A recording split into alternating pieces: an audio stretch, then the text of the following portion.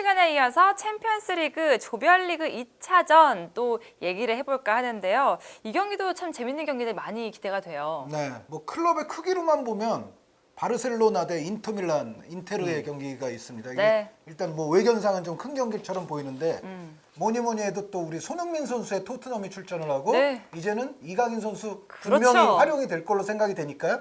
이강인 선수의 또 발렌시아도 출전을 하고 여기에 또 흥미로운 경기가 또 있나요? 리버풀 있죠? 대 짤츠부르크. 리버풀 대 짤츠부르크는 우리 또 황희찬 선수가 그렇죠. 출격을 하네요. 황희찬 선수가 근데 지금 막막 부상이라서 출전 여부가 약간 현재 녹화 시점으로는 불투명한데 저는 나올 거라고 믿습니다. 네, 나올 가능성이 높아 보여요. 네, 그렇습니다. 그래서 이 경기들 좀 짚어보려고 하는데요. 바로 첫 번째 경기부터 들어가도록 하겠습니다. 토트넘 대 바이에른 뮌헨 경기부터 살펴볼게요. 10월 2일 수요일 날 펼쳐지는데 요즘 토트넘이 살살 좋지가 않잖아요. 바이에른 뮌헨 상대로 반전이 가능할지 어떻게 보세요? 근데 일단 토트넘을 상대하는 바이에른 뮌헨의 전력이 어떠냐부터 좀 얘기를 해야 될 것 같아요. 네. 근데 우리가 시즌 전에도 바이에른 뮌헨 얘기를 분데스리가 프리뷰를 하면서 살짝 얘기를 했지만 가장 사실 좀 불확실했던 것은 팀이 이제 새롭게 좀 개편이 되면서 과연 새로운 시스템 또 새로운 선수들이 얼마큼 적응해서 팀에 시너지를 줄 수 있느냐. 그런 부분에 대한 좀 의문부 또 불확실성 이런 것들이 존재한 상황에서 시즌이 시작됐잖아요. 근데 지금 시즌이 초반부 아직이지만 현재로서는 쿠티뉴 선수 팀에서의 영향력, 네. 또 페리시치 선수도 출전을 또 하고는 있지만 두 골 정도 넣었을 거예요. 그렇습니다. 두 선수가 저희가 생각했던 것보다 훨씬 빠르게 팀에 잘 적응이 되면서 전체적으로는 지금 뭐 측면 쪽에 나브리 선수도 있고 킹슬리 코망도 있고 뭐 피리시치 같은 선수 윙포드도 활용이 되지만 그동안 레반도프스키를 어떻게 활용하느냐에 있어서 사실 레반도프스키가 올 시즌에는 계속 매 경기 골을 넣고 있지만 네. 그것이 측면에서의 공격 지원이 주가 됐던 예전의 패턴보다는 이제는 중앙도 살아나면서 쿠티뉴 선수가 예를 들어서 4-2-3-1의 공격형 미드필더로서 그동안 사실 없었던 좀 중앙에서의 어떤 좀 창의성도 불어넣어주고 그리고 또 뒤에서 연계 역할도 쿠티뉴가 부드럽게 해주면서 중앙 공격도 같이 살아나는 것이 레반도프스키에게도 큰 시너지 효과를 주고 있다는 얘기죠. 거기에 허리라인에 중앙 미드필더로 출장하고 있는 킴미 같은 선수도 박스 역할을 또 잘 해주면서 그 위치가 또 잘 맞는 옷을 입은 듯한 느낌이 들고 또 측면에 리카 헤르난데스나 파버르 같은 선수들도 생각보다는 빨리 수비 라인에 지금 잘 정비가 되는 그런 이제 모습입니다. 그래갖고 일단 바이에른 뮌헨이 저희가 시즌 전에 조금 우려했던 것보다는 팀이 지금 정비가 훨씬 잘 돼 있는 느낌이에요. 맞아요. 네, 그런 부분에서는 토트넘이 지금 홈 경기이지만 상당히 힘든 경기를 할 가능성이 현재 분위기에서 높다. 일단 그렇게 평가가 되는데 그렇다고 해서 토트넘이 현재 상당히 나쁜 분위기임에도 불구하고 저는 조금 긍정적인 부분들도 계속 나오고 있다는 생각입니다. 그것은 첫 번째는 토트넘에는 에릭센이 뭐 있을 때와 또 후반에 뭐 에릭센이 들어갔을 때 뭐 팀이 좀 달라지고 에릭센이 역시 뒤에서 창의적인 패스를 하나 넣어주는 것들이 필요하다 뭐 이런 얘기들도 많이 하지만 저는 상당히 팀의 중요한 선수는 에릭센도 물론 중요합니다. 하지만 결정적으로 델리알리라고 보거든요. 네. 이 델리알리 선수가 있을 때와 없을 때에 팀에서 빌드업 시에 어떤 기름칠을 해주는 역할들을 많이 해주거든요. 눈에는 크게 띄지 않지만 전방위적으로 움직여주면서 후리안 영역에서 델리알리가 수행하는 롤이 상당히 큰데 그래서 좀 녹화 기준으로 지난 리그컵 때는 다 로테이션을 시켰는데 델리알리 선수도 나왔어요. 그 로테이션 하에서. 근데 델리알리 선수의 폼을 보면 조금씩 올라오고 있어요. 네. 그러니까 저희 녹화 기준으로는 물론 리그 사우스햄튼전을 못 보고 저희가 바이에른 뮌헨전을 예상을 하는 거지만 그때쯤 되면은 델리알리는 폼이 꽤 많이 올라간 상황에서 팀에 도움을 줄 것 같고 그리고 그 시점부터는 그래도 데스크 라인이 조금 본격적으로 가동될 가능성도 크다. 거기에 데니 로즈나 오리에 같은 측면 수비수만 조금 잘해준다면 그러면 괜찮았던 시기에 한 80%의 경기력은 보여줄 가능성이 있다. 네. 그렇게 본다면 홈에서 충분히 선전할 가능성은 높다. 그렇게 또 긍정적으로 예상도 합니다. 말씀하신 대로 포체티노 감독이 지금 계속해서 로테이션을 돌리면서 신의 선수들을 좀 기용을 하잖아요. 이 경기에서는 좀 데스크라인이 바로 나올 수 있을지. 이 경기는 토트넘이 현재 보유하고 있는 자원들 가운데서는 포체티노 감독이 생각했을 때 가장 적합한 네. 최적의 멤버가 나와야 되는데 토트넘이 지난 올림피아코스 전에서 승점을 1점밖에 못 땄잖아요. 그쵸. 물론 이 조는 조 전체의 구조로 봤을 때는 바이에른 뮌헨과 토트넘이 애초부터 유력하긴 했습니다만 기본적으로 초반에 너무 삐끄덕거리면서 승점을 잃어버리고 출발을 하게 되면 토트넘이 나중에 이제 문제가 일어날 수가 있어요. 그리고 굉장히 급박한 상황으로 나중에 몰릴 수도 있습니다. 그래서 이 경기는 토트넘이 적어도 패하면은 조금 곤란할 수가 있거든요. 네. 물론 바이에른 뮌헨이 지금 상당히 강팀이고 장지현 위원님 말씀처럼 그 새로운 선수들이 지금 연착륙이 거의 다 됐다고 보여지고 전체적인 견제에서는 지금 두 팀의 1대1 전력에서는 바이에른 뮌헨이 조금 더 우세해 보이는 건 사실입니다. 그리고 아까 장 의원님은 토트넘 같은 경우는 지금 측면 수비도 완벽한 것처럼 말씀은 안 하셨어요. 네. 완벽하지 않죠. 완벽하지 않죠. 그러니까 팬들도 그렇게 지금 네. 느끼고 있을 텐데 제 생각에는 지금 쿠티뉴를 비롯해서 전체적으로 연착륙된 바이에른 뮌헨의 지금 멤버와 또 측면에 있는 선수들의 퀄리티라면 사실은 토트넘의 측면 수비 쪽에서는 저는 애를 먹을 확률이 네. 상당히 높아 보입니다. 그런데 그거를 이제 상쇄할 수 있는 부분은 역시 포체티노 감독의 전술과 최적의 멤버를 내세웠을 적에 또 홈에서 경기를 치른다는 점, 이런 부분들이 이제 토트넘이 내세울 수 있는 부분인데 저는 이 경기에서 토트넘이 최소 무승부 정도를 가져가면 아마 성공일 것이다. 저는 기본적으로는 원정팀이지만 바이에른 뮌헨이 좀 우세할 거라고 생각이 되거든요. 지금 네. 최근에 토트넘의 어떤 팀 분위기 자체로만 보면 약간 좀 다운돼 있고 뭔가 이전과는 다른 위기감이 조금은 지금 네. 팀 내에서도 생겨나고 있다라는 좀 생각은 해요. 그리고 여기에 새로 가세한 선수들이 아직까지 뭔가 자리 잡지 확실한 못했어요. 확실한 어떤 전력 보강에 지금 느낌을 주지 못하는 또 상황이기 때문에 네. 제 생각에는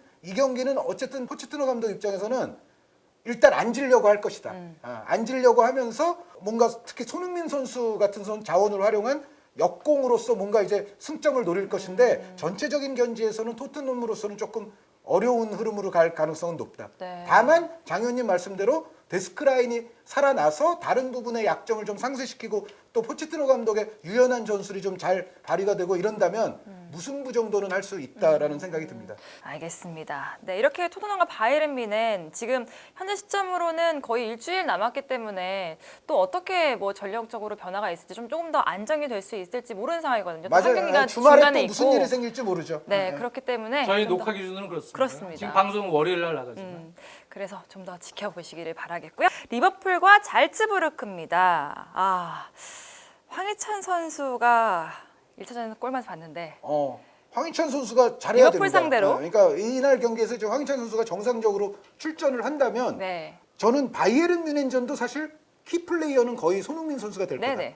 토트넘 대 바이에른 뮌헨전. 근데 이 짤츠부르크 리버풀전도 황희찬 선수가 지금 최근에 보여온 것 같은 플레이를 과연 이제 리버풀전에서 할 수 있느냐, 네. 그걸 해줄 수 있다면 그걸 할 수 있느냐 없느냐 여부가 사실은 짤츠부르크의 상당한 운명을 결정하게 될 그렇죠. 저는 공산도 크다고 봐서 황희찬 선수가 굉장히 중요한 역할을 떠안게 될 텐데 이 경기는 기본적으로 제가 이제 좀 단순하게 보면 뭐 황희찬 선수가 잘하길 바라긴 하지만 여기서는 이제 짤츠부르크의 한계가 약간 저는 드러날 공산이 큰 매치업이라는 생각은 들어요. 그러니까 누구나 뭐 할 수 있는 얘기긴 합니다만 일단 짤츠부르크가요 선수들이 전체적으로 너무 젊습니다. 네. 그러니까 베스트 11에서 보면 유누조비치나 울머 같은 이제 30대 아주 극히 소수의 선수들을 제외하면 대부분의 선수들이 10대 후반에서 20대 초반 뭐 요 사이의 선수들이에요.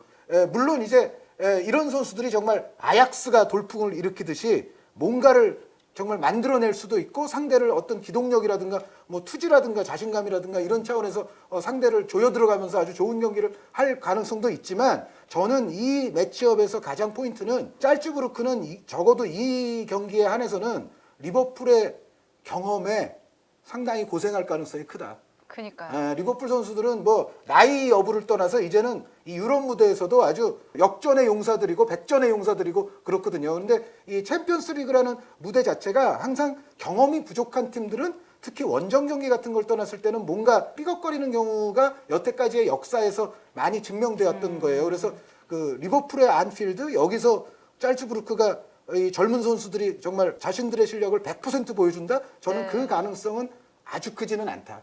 그리고 또 하나 이제 말해야 될 거는 리버풀의 입장인데 리버풀이 나폴리전에서 졌잖아요. 그러니까요. 네, 그래서 물론 이 조도 리버풀과 나폴리가 기본적으로 우세하다고 예측을 누구나 했겠습니다만 어쨌든 리버풀의 입장에서도 여기서 승점 3점이 안 나오면 나중에 진짜 또 어렵게 갈 수 있거든요. 어렵게 갈 수도 네. 있지만 어떻게 보면 리그에서 지금 무패 행진이고 우리가 리버풀인데 자존심도 있는데 네. 여기서 또 막 이렇게 하면 할 수도 그렇죠. 있잖아요. 그래서 그런 상황적인 측면에서도 이 경기는 리버풀이 상당한 각오로 나올 공산이 크고 상대적으로 짤츠부르크는 경험 부족의 약점을 노출할 공산이 크다. 저는 그렇게 생각을 합니다. 젊은 패기가 있지만 반대로 리버풀인데 쉽지는 않을 것이다 라고 말씀해 주셨어요. 그렇죠. 리버풀은 이번 경기를 무조건 잡아야 된다는 생각입니다. 그래서 게임 플랜을 조금 치밀하게 준비를 시키기 위해서 저희 녹화 기준으로 아직 경기가 열리지 않았지만 주말에 셰필드 유나이티드 원정이 지금 한국 시각으로 토요일 8시 반이에요. 네. 그 경기 하고 다음 주 지금 이번 주가 되겠죠. 지금 월요일 방송이니까 목요일 새벽 경기입니다. 한국 시각으로. 그러니까 시간적으로 보면은 체력적으로는 그래도 조금 준비할 가능성이 있기 때문에 셰필드 유나이티드 원정에서 부분적인 로테이션을 가져갈 것 같아요.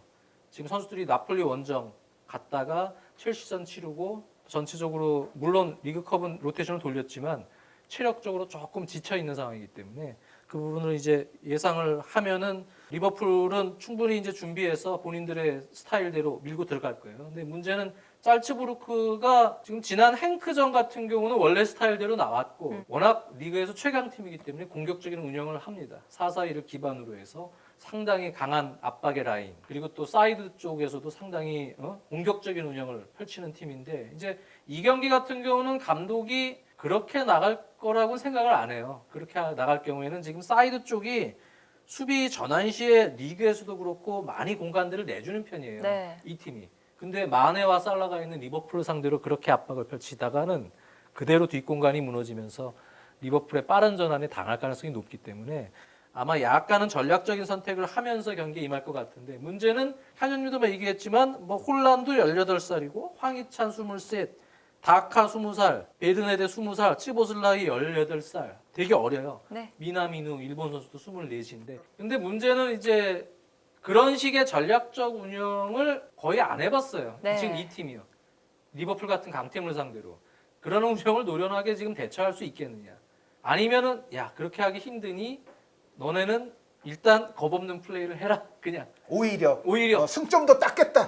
저도 괜찮으니까 그렇죠. 너네 맘대로 한번 예. 평상시 하던 대로 한번 부딪혀봐라. 저는 그 가능성이 오히려 높지 않을까 어느 싶어요. 정도 결과가 나는지 한번 보자. 이렇게 편하게 감독이 물론 주문할 수도 있습니다. 그런 두 가지 가능성이 있는데 네. 전자가 됐던 간에 후자가 됐던 간에 리스크는 다 존재하는 거예요. 맞아요. 네, 전자가 되면은 너무 겁없이 달려가다가 오히려 우르르 무너질 수도 있고 후자가 될 경우에는 안 해봤던 패턴을 하려다가 오히려 어정쩡해져서 이것도 아니고 저것도 아닌 패턴이 될 수도 있다. 경험적으로 충분치도 않은 선수들이 그렇죠. 그래서 전체적으로는 그런 부분들이 결국은 한의원님 얘기대로 경험 부족에서 발목을 잡을 가능성이 높고 하지만 이 팀도 쯔보슬라이 같은 어린 선수들은 지금 프리킥 실력이 상당히 좋고 네. 그리고 홀란 같은 선수는 지금 뭐 유럽에서 엄청나게 지금 스포트라이트를 받는 어린 공격수입니다. 그래서 황희찬 선수도 물론 이날 상당히 빠른 전환에 있어서 좋은 역할을 해줘야 되지만 겁없는 플레이를 그냥 해서 맞대응을 하는 걸 한번 저는 개인적으로 보고 싶은데 네. 재밌게